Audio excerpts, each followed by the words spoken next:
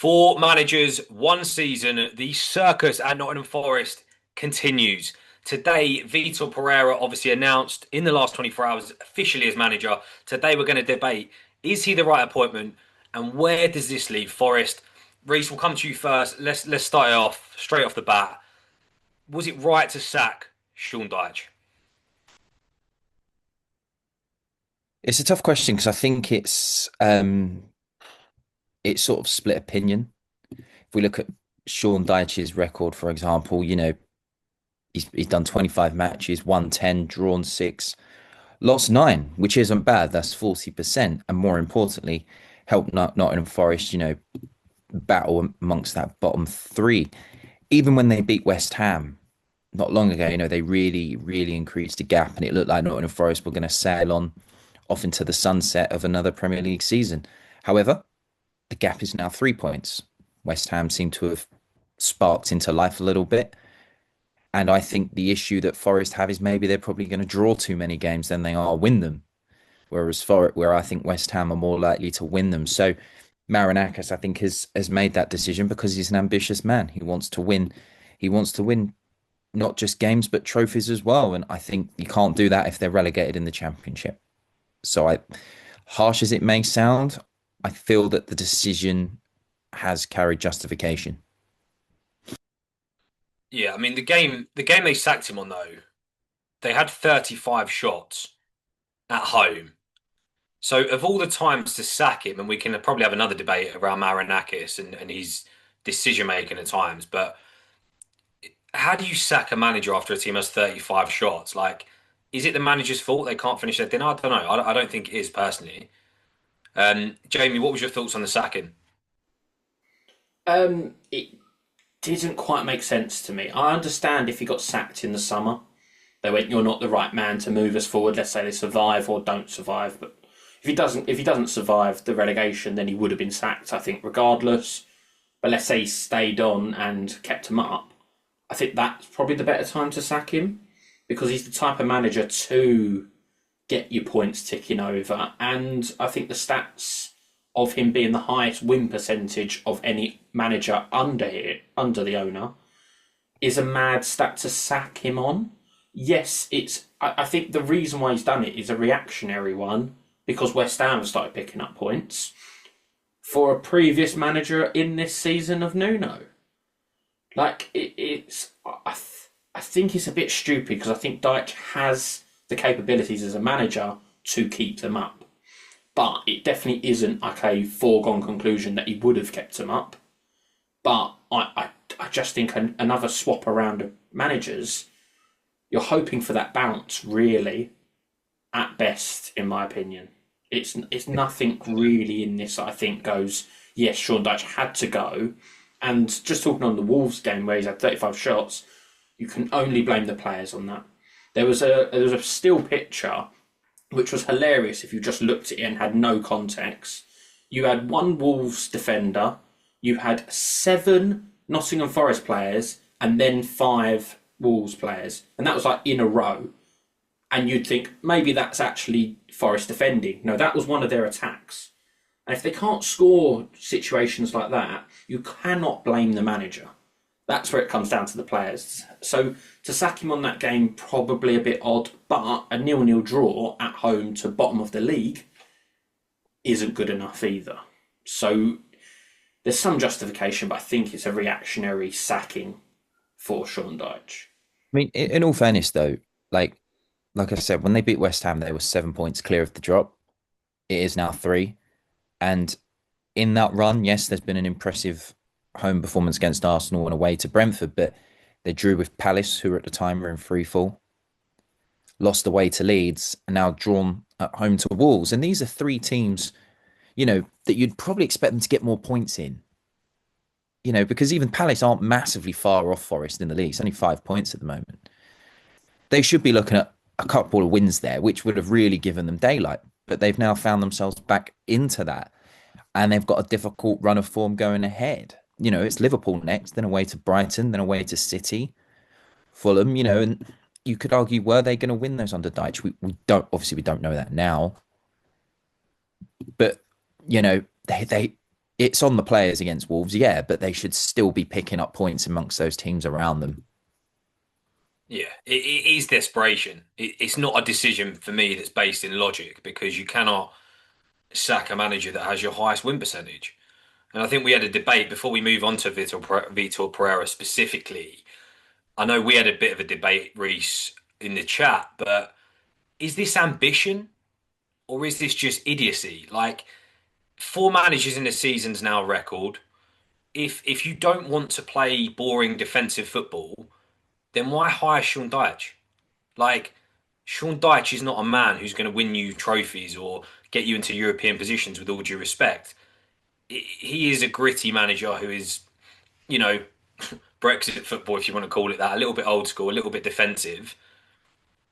A team suited for a relegation battle. So I don't know if it is ambitious him just sacking managers left, right, and centre. Well, was it ambitious that Abramovich sacked managers left, right, and centre? Abramovich wanted success. Marinakis wants success. He's not, he's not settling for a model of, buying cheap to sell high. He's not settling for a model of let's just stay in the league. He's made that clear. He wants to win things.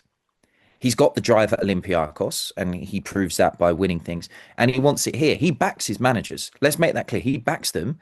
Yes, look, he doesn't want to be in a situation of four managers in a season. Nobody does. The instability there. And he will admit that maybe, look, the fallout, I think Nuno, dug his own grave.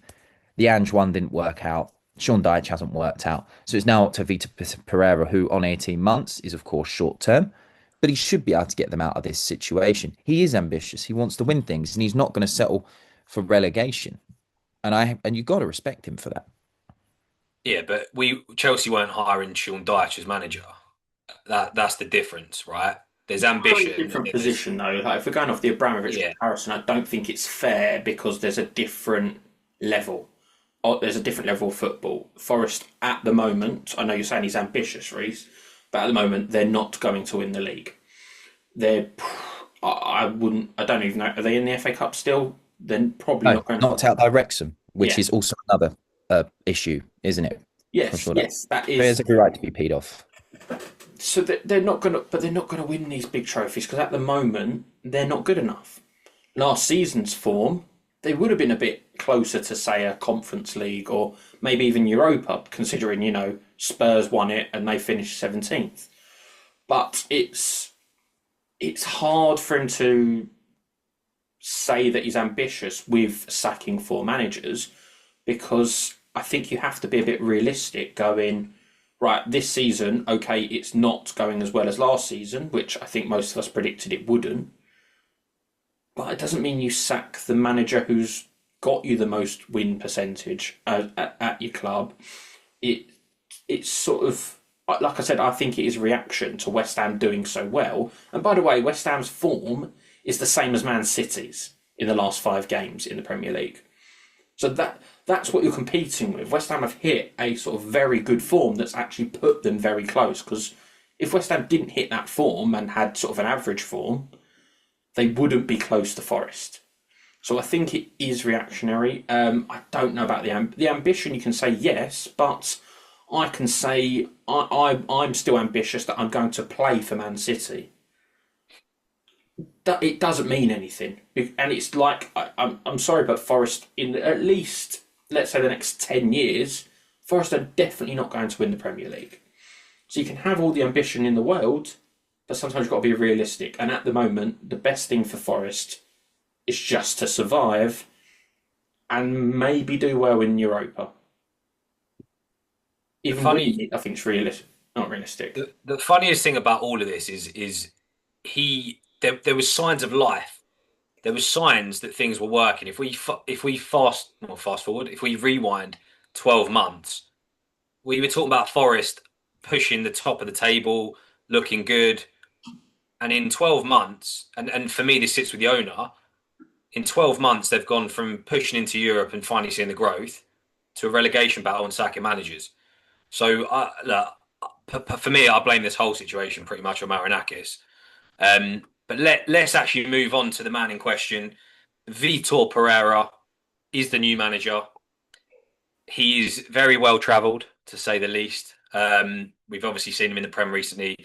at Wolves, and of course he does know the owner well from Olympiacos. So that's the obvious connection. How do we think this ranks as an appointment? I guess let's start with Pereira. I think it's a smart move from Wolves, especially from Forest, considering who they have available on the market at the moment. I don't think I'm pretty sure Mariakis is aware this is probably a short-term appointment. I mean, this is his sixth club since 2021 alone, um, and and that's fine. That's fine, you know. But if we look at how he did turn Wolves around last season, you know, he picked up what was it, 32 points from the next 18 games when he joined the club, including a 6-game winning run, which is really impressive. He got them going. Look, it didn't work out this season with them, but there's a lot of factors at play there. Wolves are under tighter transfer restrictions. You know, they had to sign players that weren't their first or second choice. So it caused a bit of an issue there. And I think you know, it was probably inevitable that he was going to leave the club.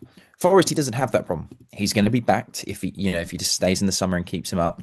He's got ambition and he's got a good style of play that I think makes him, quite aggressive. They've got players there that can do it. They should be doing it. You know, they spent over 30 million on Amari Hutchinson. So I'd like to think he's going to get him in top form in his time here. So I think it's a really smart move from Forest because I liked what I saw last season. Hence, my pre-season prediction was Wolves to finish higher than they actually have. So yeah, I think Pereira's a good choice. It's they said they know each other, so it shouldn't be a very combustible relationship. I don't know about that. I think he can combust with himself, to be honest, the owner, in this. I think the worrying part is that if it is just going, I know it's given 18 months, but let's be honest, that can be shortened to probably till the end of the season. If it is just that, fine. But any more than that, you're looking at a person who doesn't stay more than 2 years at any club. And he's done that since 2004, by the way. So this isn't like a one-off 5 year, 6 year period. This is constant. He doesn't stay very long, and that might be fine for what Forest want for now. But it's not really screaming, the ambition to me. It's kind of, let's get through this, then focus in the summer, which I think is not a bad strategy to go for. But yes, you can say with Wolves last year, he did very well, and he did. He turned them around and got them sort of, playing much better football and easily surviving the Premier League. But he is also part of the reason why they are in the dire situation they are.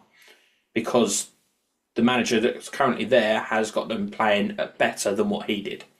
Now, there are a lot of other bigger problems at Wolves, which is why they were in the position they were last year under Gary O'Neill. But I wouldn't be blown away if I was a Forest fan by this appointment. It's nothing that's sort of going, yes, we had to sack Sean Dyche to bring him in. There's no massive reason to do it. It's not like you're signing an absolute world-class manager who's, going to be above his weight in it, or he's an absolute expert on getting teams to stay up. I just don't properly see it myself to get it in this quickly. I think he's got something about him. I mean, like, he's managed at some big clubs. He's not there for a laugh. He's managed Porto, for example. There's a lot of pressure there, particularly with the press expectations, etc. Delivered there. Of course, delivered in Olympiacos, who we know are arguably the biggest club in Greece. He's dealt with the pressure there, delivered success there as well. He may not have found success at, say, Fenerbahce, but again, dealing with that powder keg of a club where all they talk about is football, football, football in that city, he's able to handle that. And I think at Forest will be no different. Forest are a big club and in their own right. But he's exactly the right person for this. And I think he's just got the players that will really play to his strengths. Hudson-Odoi, Amari Hutchinson. Be nice to see, the strikers starting to score a little bit more. So I think there's something there for him. Yes, maybe Forest fans were hoping for something else, but who else is out there at the moment? They've gone for the firefighter and it hasn't worked. So they've got to go somewhere. And I think going for the more bit more attacking style of play with the players they got is probably right. You've got to score goals to win and get out of trouble, right? You can't just hope for a 0-0. Yeah, exactly that. And you mentioned Fenerbahce. I mean, what an intro. Literally a Europa League tie against Fenerbahce as his first fixture. You can't write it. Um, so that in itself is a huge test. And what's hilarious is we're talking about Forest in a relegation battle, but theoretically speaking, they could end up the season in the Champions League. That's the craziness of the Premier League and how these cup competitions work. You know, they literally could win the Europa League, survive Premier League, and it will be one of their best seasons of all time. That's how insane things are going to work for Forest, or could work for Forest. To be fair, So maybe not all time. They have, no, yeah, yeah. won the big one, but In I know what you mean. Sort of one in a while. Yeah, it would be absolutely monumental for them to do that. I don't think they will, but again, it's on the table, right? So, yeah, ultimately, is Pereira a more exciting manager than Dyche? Absolutely. That's the bottom line. And if I'm a Forest fan looking at this, I'd be going, don't care. You know, like Dyche, didn't really have any complaints, but at the end of the day, clearly defensive football isn't going to work. And even when you do attack and don't play defensive, you can't put the ball in the back of the net. So hopefully Pereira's going to change that. As I said, he's done it at Wolves, so there's a bit of a case study to say he can. His goal is obviously to keep Forest in the Premier League at all costs, but I'm excited to see how he does in the Europa League because with the resources available at Forest, the quality of the squad, the value of the squad, there's no reason why they can't go on to challenge for it, right? You know, we saw Spurs United make it last season, so Forest should have every right to want to go for it this season. I'm sure Marinakis would probably be telling Pereira, go for it. Fenerbahce are beatable. You know, there's no doubt about that. Yes, it's an intimidating atmosphere, but they're beatable. Forest would consider themselves, and if they do go on to win it, it's a great achievement. And again, it matches Marinakis' ambition. So you can't knock it. Would he be happy if they got sacked and won it? Sorry, not sacked, got relegated and won it. That's the $1 million question. That'd be so funny. Because That would honestly be so funny. That is still a possibility. Like it is. Championship side. It is a weird one. Like if that did happen, like Spurs fans last year were like, I don't care, I'll come 17th, not relegated, and win the Europa League. That's fine. That's fine. And Forest fans would snap your hands off for that now, and I'd fully agree with that. But to actually be relegated and to win it, it's a better memory. But you're talking about the ambition of the club.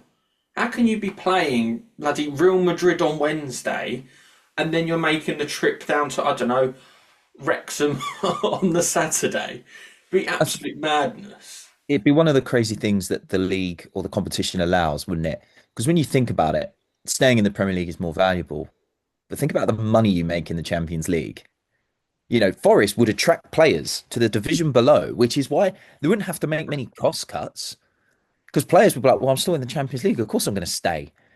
Yeah. And then they'd probably go up. You know, they'd still have that issue. I think when it would come to the crunch, he would prioritize the Premier League just because, like, you know, as much as the Champions League money is great, that Premier League TV money is very nice.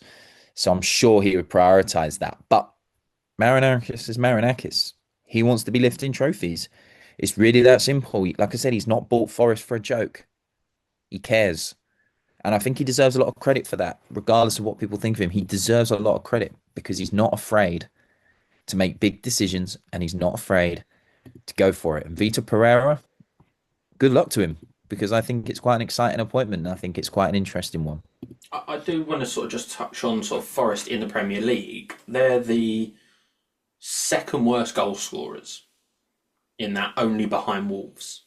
So it is the reason they need to score more goals. Quite simple as that. So in that factor, yes, he's a better signing than what a Dyche would be. And I always have sort of said it, you know, you win one, you lose one, is better than 2 draws. Because you get more points, that's what matters with it. And I think it's something that maybe he is thinking about. He's like, we need to win more games and stop drawing, because Forest have drawn 3 of the last 5. And some of them you're like, we probably should have won them, especially the last game against Wolves. So it might be that that is what they need. But then Nuno wasn't exactly a massive attacking coach. And it worked for him last season, and it's working more now at West Ham. So I don't know. It's a tough one to predict. We'll see what's going to happen. But I just think it doesn't make 100% sense to me. Obviously, I'm not an owner, I'm not behind the scenes. But there was one thing that I did find interesting seeing. It was more rumours, I don't know how true it is, but some of the players are able to go behind the manager and talk directly to the owner and whether they want him out or not. And I've heard that not just with Dyche. I heard it with Nuno before he left, and I heard it with Ange as well. So it's popped up several times now. And if it happened once, you could go, maybe rumours, whatever. But the fact I've seen this 3 different times under 3 managers, is that a problem for any manager coming in the future? So let's say Pereira keeps them up, but then goes in the summer. That I think is quite likely to happen. Taking that job could be so weird because you're not fully in control. Like, is that a big problem for Forest long term with this owner? Because If you're going to you be get into a back, Watford situation where you're just sacked every 5 minutes? yeah, and that's the risk, right? It's all very well saying he's ambitious, and I don't fully disagree, but they could end up just being a Watford and go down, and then just have this complete, you know, circus of just manager, never really getting anywhere. Watford again. Watford, look at them this season, in the mix for playoffs. Manager situations happened, and now they're probably not looking at the playoffs, and that's in a matter of a month. So I don't know. To answer your question, yes, it is a concern.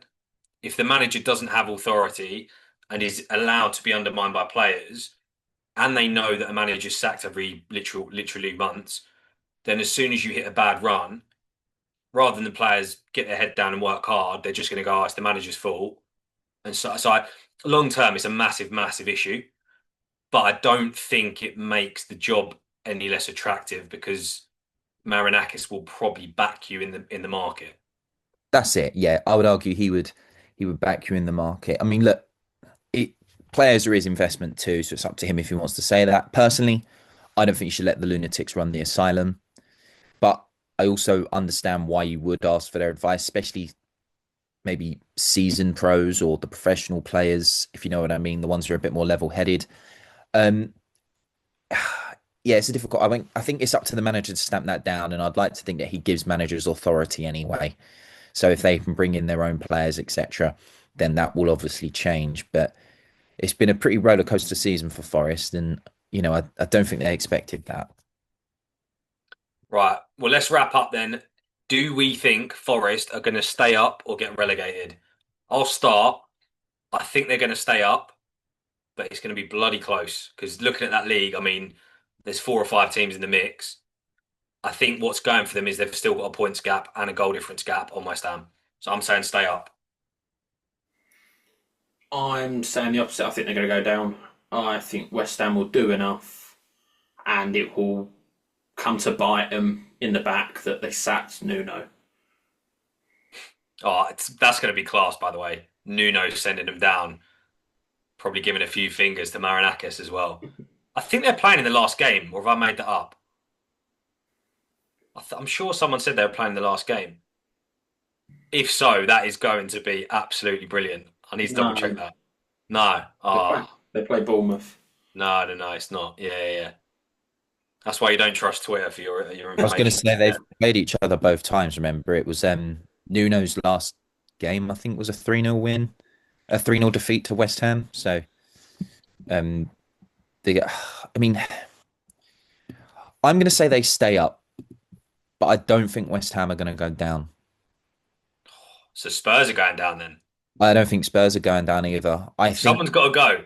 there's a few teams in the mix here, and I think it's going to come down to a run of form. And I think West Ham are picking up points at the right time. I think Forest will pick up points at the right time, and I think Spurs will also claw their way out of it with Igor Tudor because I think he's the right man for them at this moment in time. It's who goes down from that. I don't know, because we've seen Brighton are struggling, who of course play Forest in a couple of weeks. We've got Leeds, who I think have showing signs, but I think they could also get themselves down into a bit of trouble. So a few teams around there, and I think it's really hard to call. And I think this is why the appointment and the sacking was done, because it's so close to call. You don't have the luxury anymore of the three teams coming up going straight back down. So we're going to expect some crazy decisions and a little bit of discomfort, because this is where a lot of things have, really shifted this season. Yeah, absolutely. Well, look, that's all we got time for. Forest fans in particular, we want to see your opinions below. Maybe we'll have to do a relegation podcast debate next week instead. But as always, like, comment, and subscribe. You know the drill.